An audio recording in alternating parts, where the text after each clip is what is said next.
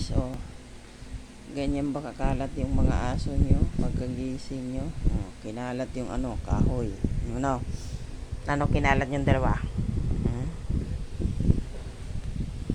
Anong kinalat yung dalawa? Hindi, anong kinalat mo? Kalat ka ng kahoy. Uy, nakaakyat eh si Muna.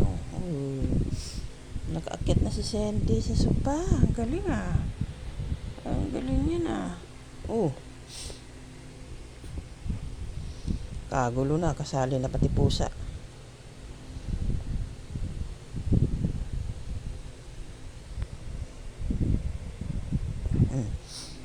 Ano ba yan?